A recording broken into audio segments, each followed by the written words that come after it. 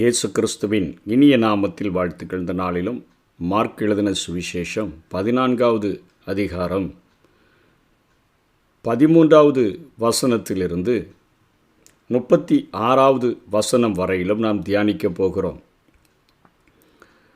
இயேசு கிறிஸ்து பெத்தானியாவில் அவர் குஷ்டரோகியாக இருந்த சீமோன் வீட்டில் அவர் பந்தியிருந்த பின்பு அங்கே அவர் சிரசிலே நலதம் என்கிற பரிமள தைலம் ஊற்றப்பட்டு அந்த காரியத்தை குறித்து ஆண்டவர் பேசிவிட்டு பின்பாக ராபோஜனத்தை குறித்து அங்கே அவருடைய சீஷர்கள் கேட்டதற்கு ஆண்டவர் பதிலுரைக்கிறார். எங்கே போய் நம்முடைய அந்த பஸ்காவை நாம் ஆயத்தம் பண்ண வேண்டும் என்று கேட்டபொழுது சீஷரை அழைத்து நகரத்திற்குள் போங்கள், தண்ணீர் சுமந்து வருகிறவன் ஒருவன் எதிர்ப்படுவான், எந்த வீட்டுக்குள்ளே நுழைகிறானோ அந்த எஜமானை நோக்கி பஸ்கா புசிக்க தகுதியான இடம் எங்கே என்று போதகர் கேட்கிறார் என்று சொல்லி அங்கே கேட்க சொல்லுகிறார். கம்பளம் முதலானவைகளை விரித்து ஆயத்தம் பண்ணப்பட்டிருந்த விஸ்தாரமான மேல் வீட்டரை உங்களுக்கு காண்பிப்பான், அங்கே நமக்காக ஆயத்தம் பண்ணுங்கள் என்று சொல்லி இயேசு கிறிஸ்து அனுப்புகிறதை பார்க்கிறோம். எப்படி பவனிக்காக ஒரு கழுதையை குட்டி எங்கே கட்டியிருக்கும் என்று சொல்லி நீ போய் அவிழ்க்கும் பொழுது அவர்கள் என்ன கேட்பார்கள், எப்படி கொண்டு வர வேண்டும் என்கிற காரியத்தை முன்னறிவிக்கிற இயேசு கிறிஸ்து இங்கேயும் தெளிவாக தனக்கு ராபோஜனம் அவர் பஸ்காவை ஆசரிக்கிற இடத்தை குறித்து சீஷர்களுக்கு முன்னறிவிக்கிறதை பார்க்கிறோம். அதே போல் அவர்கள் சென்று அங்கே தண்ணீர் குடம் சுமந்து வருகிற ஒருவனை பார்த்து அந்த வீட்டுக்குள்ளே போய் அந்த மேல் வீட்டறையை பார்த்துட்டு அங்கே பஸ்காவை ஆயத்தம் பண்ணுகிறார்கள். அங்கே அவர் தன்னுடைய 12 சீஷர்களோடு கூட பஸ்காவை அவர் புசிக்கிறதை குறித்து நாம் பார்க்கிறோம்.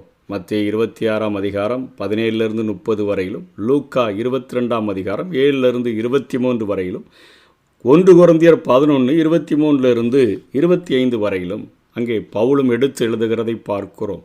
பவுல் எழுதும் பொழுது அவர் காட்டி கொடுக்கப்பட்ட அன்று ராத்திரியிலே என்று சொல்லி எழுதுகிறதை பார்க்கிறோம்.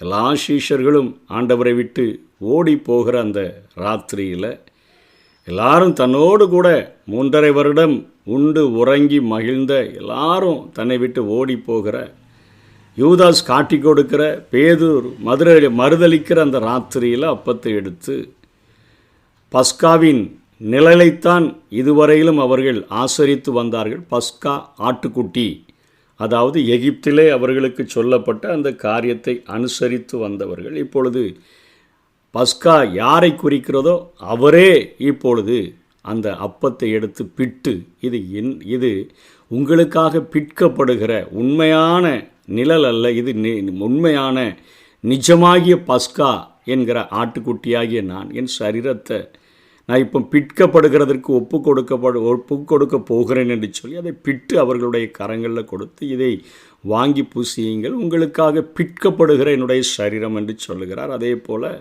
பாத்திரத்தை எடுத்து ஸ்தோத்திரம் பண்ணி அதையும் அவர்களுக்கு கொடுக்கிறார். இது உங்களுக்காக சிந்தப்படுகிற என்னுடைய புதிய உடன்படிக்கையினுடைய இரத்தமாக இருக்கிறது என்று சொல்லி இதுவரையிலும் பழைய ஏற்பாடு முழுவதிலும் பஸ்கா ஆட்டுக்குட்டி என்று சொல்லுகிற நிழலைத்தான் நீங்கள் அனுசரித்து வந்தீர்கள். இப்பொழுது உண்மையிலேயே பஸ்காவாகிய நான் பலியிடப்பட போகிறேன், ஒரே பலியாக நான் பலியிடப்பட போகிறேன் என்கிற கருத்துக்களை அங்கே ஆண்டவர் அவர்களுக்கு விளங்க வைக்கிறதை நாம் பார்க்கிறோம். அந்த நேரத்தில் தான் யூதாஸ் காரியத்தை பார்த்து சொல்லுகிறார், உங்களில் ஒருவன் என்னை காட்டி கொடுப்பான். அந்த துணிக்கையை வாங்கினவுடனே யூதாஸ் காரியத்தை காட்டி கொடுக்கும்படியாக சென்று விடுகிறான்.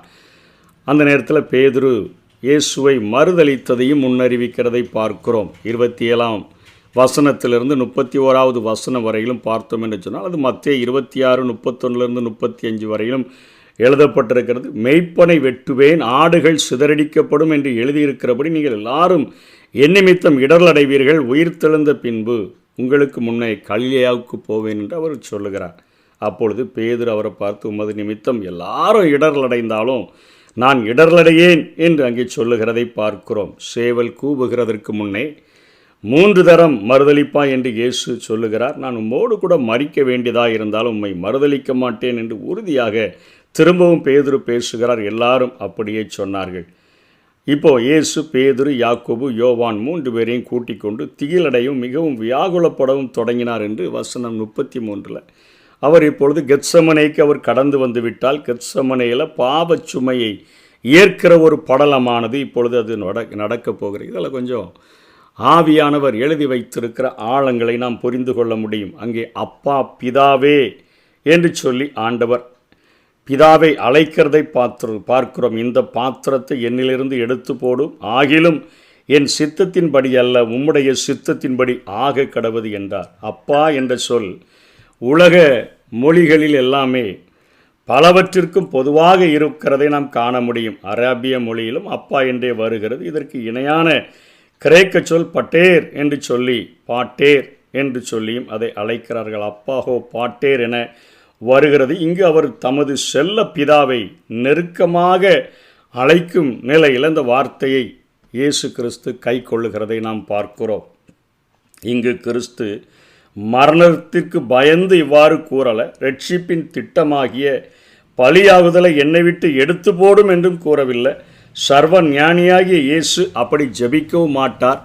பாத்திரம் பொதுவாக ஐக்கியத்திற்கு அடையாளம். தமது அன்பு பிதாவை மெருக்கமான சொற்களாக அவர் அழைக்கிற அப்பா பிதாவே என்று அழைத்து தன்னுடைய பாவத்தை சுமக்கிற நேரம் வந்ததால் தூய தேவனுடைய ஐக்கியம் அற்றுப்போகும் சூழல் ஏற்படுகிறதால் அங்கே கெஞ்சுகிறதை பார்க்கிறோம்.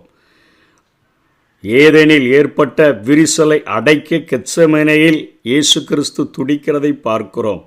மனிதன் தேவனுக்கும் மனிதனுக்கும் இருந்த உறவை தன்னுடைய சுய ஆசை இச்சைகளை நிறைவேற்றும்படியாக அவர் சொன்ன வார்த்தைகளுக்கு கீழ்ப்படியாமல் இழந்துவிட்ட அந்த விரிசலை, அந்த ஐக்கியத்தை மீண்டுமாய் ஏற்படுத்தும்படியாக கெத்செமனேயில் இயேசு துடிக்கிறதை பார்க்கிறோம். இன்ப வனமாகிய ஏதேனை சொந்த சித்தத்தினால் இழந்த மனிதனை மீண்டும் அணைக்க திராட்சை செக்கு தோட்டத்தில் வேதனையில், அதாவது இரத்த வியர்வையில் அங்கே இயேசு கிறிஸ்து குளிக்கிறதை நாம் பார்க்கிறோம்.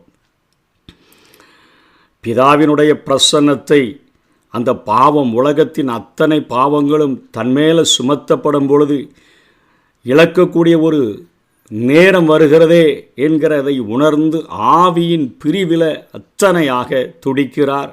ஆத்மாவில் பாவத்தினுடைய சுமைகள் அவர் மேலே சுமத்தப்படுகிறபடியினால் அந்த பார சுமையை பார்த்து அத்தனையாய் கதறுகிறார். எல்லாவற்றிற்கும் மேலாக அவருடைய சரீரத்தில் இருந்து இரத்தம் வேர்வையாக வெளிப்படுகிறதை அங்கே பார்க்கிறோம். அதாவது கிட்டத்தட்ட விட்டால் மரித்து போகிற நிலைமைக்கு அத்தனையாக வேதனைப்படுகிறார். மனிதனுக்கும் தேவனுக்கும் இடையிலே ஏற்பட்ட அந்த விரிசலை எப்படியாவது சரி செய்ய வேண்டும் என்று சொல்லி மனிதன் நரக தீக்கு சென்றுவிடக்கூடாது. ஆகவே ஒரே ஒரு மீட்பின் திட்டம்தான் இருக்குது. அதற்காக என்னுடைய பிதாவினுடைய அந்த ஐக்கியத்தை கொஞ்ச நேரம் நான் துண்டிக்கிறதற்கும் துணிகிறேன் என்பது போல அங்கே இயேசு கிறிஸ்து கதறி ஜெபிக்கிறதை நாம் பார்க்கிறோம். பிதா நிச்சயமாக தம்முடைய முகத்தை மறைத்து கொள்ளுவார். தீமையை பார்க்க மாட்டாத சுத்த கண்ணன் என்பதை அறிந்தவராக இந்த காரியத்திலே அவர் மனுக்குலத்திற்காக மனித நரகத்தீயில் அழிந்துவிடக்கூடாது, பிதாவோடு கூட ஒரு நெருங்கிய ஐக்கியம் வைக்க வேண்டும் என்கிற அன்பினால் இந்த காரியத்தை செய்கிறதை பார்க்கிறோம். அப்படி செய்தபடினால்தான் ரோமர் 8:15, கலாத்தியர் 4:6 பவுலப்போஸ்தலன் எழுதுகிறார், அந்தப்படி திரும்பவும் பயப்படுகிறதற்கு நீங்கள் அடிமைத்தனத்தின் ஆவியை பெறாமல் அப்பா பிதாவே என்று கூப்பிட பண்ணுகிற புத்திர சுவிகாரத்தின் ஆவியை பெற்றீர்கள் என்று பேசுகிறார். அதே அப்பா பிதாவே என்று கூப்பிடுகிற ஒரு உரிமையை நமக்கு அவர் தந்திருக்கிறார். அடிமைத்தனத்தின் ஆவியை தராமல் அப்பா பிதாவேன் என்று பண்ணுகிற புத்திர சுவிகார ஆவியை நமக்கு தந்திருக்கிறார். கலாத்தியர் 4:6 மேலும் நீங்கள் புத்திரராய் இருக்கிறபடியினால் அப்பா பிதாவே என்று கூப்பிடத்தக்கதாக தேவன் தமது குமாரனுடைய ஆவியை உங்கள் இருதயங்களில் அனுப்பினார். இயேசு எப்படி அப்பா பிதாவேன்னு சொல்லி கூப்பிட்டு தன்னுடைய இருதயத்தின் ஆழத்திலிருந்து தகப்பனினுடைய அந்த நேசத்தை வெளிப்படுத்தினாரோ, ஆண்டவரே மனுக்குலத்திற்காக மீட்பின் திட்டத்திற்காக உங்கள் பிரசன்னத்தை கொஞ்ச நேரம் நான் இழக்க வேண்டியதாக இருந்தாலும் நான் அதை சகித்து கொள்ளுகிறேன் என்பது போல கெத்செமனேயில் துடிக்கிறதை நாம் பார்க்கிறோம். இந்த வார்த்தைகளை அவர் ஜெபத்தில் அவர் சொல்லி கூப்பிடுகிறார். ஆனால் பிதாவினுடைய இருதயத்தையும் நாம் புரிந்து கொள்ள வேண்டும். யோவான் 3:16 தேவன் தம்முடைய ஒரே பேரான குமாரனை விசுவாசிக்கிறவன் எவனோ அவன் கெட்டு போகாமல் நித்திய ஜீவனை அடையும்படிக்கு அவரை தந்தொருளி இவ்வளவாய் உலகத்தில் அன்பு கூர்ந்தார். அவரும் தன்னுடைய சொந்த குமாரன் அவன் கல்வாரி சிலுவையில் அவர் நொறுக்கப்படுகிறதற்கு ஒப்பு கொடுத்ததற்கு காரணம் என்ன? மனுக்குலம் நரகத்தீயில அழிந்து விடக்கூடாது.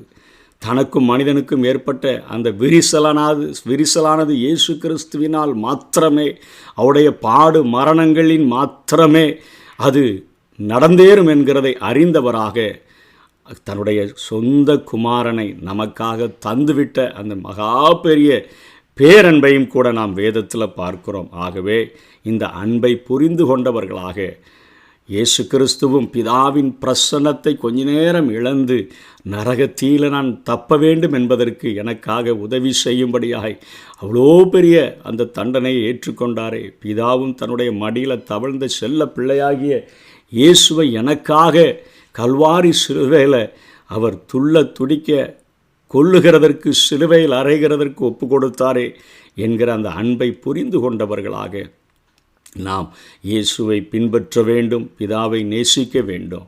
இப்படிப்பட்ட இப்போ விட்டாலும் மரித்து விடுவார் என்கிற சூழ்நிலையின் மத்தியில் அங்கே யூதாஸ் ஆட்களை கூட்டி கொண்டு வந்து அவரை அப்படியே அணைச்சி அவரை முத்தமிட்டு காட்டி கொடுக்கிறான். கைவிலங்கிடப்பட்டவராக இயேசு கிறிஸ்து விசாரணைக்கு அழைத்து செல்லப்படுகிறார். அந்த கல்வாரி நேசம், அந்த திராட்சை செக்கு ஆலை உள்ள அந்த கெத்செமனேயினுடைய பாசத்தை புரிந்து கொண்டு இயேசுவினுடைய பாதங்களை அணைத்து அவருடைய பாதத்தில் நம்முடைய வாழ்க்கையை அர்ப்பணித்து வாழுவோம். கர்த்தர் தாமே நம்மை ஆசீர்வதிப்பாராக.